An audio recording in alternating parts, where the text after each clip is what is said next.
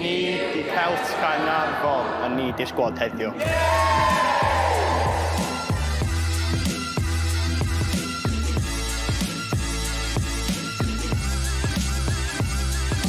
Da ni'n practisio unwaith yr wsos a yn training session da ni'n dysgu pasio, saethu, dysgu symud a sut i communicatio efo wahanol bobl.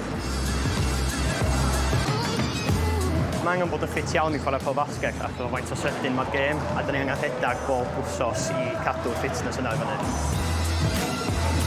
Y beth dwi'n mwynhau fwyaf yn Pêl-Fasged i faint o ffrindiau ti'n gallu gwneud o jyst chwarae Pêl-Fasged. Rwan, pwy di pwy yn hîm Celts Caernarfon? Y person sy'n wastad yn hwyr i training di Eric.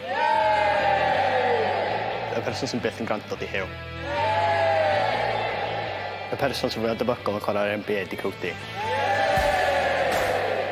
Y person mwy o debygol o ffawlio di Will. Y person ddim yn swil di Eli. Y sioch mwyaf di Steffan. Dwi'n meddwl mae'r trainer fwy o diog di fi.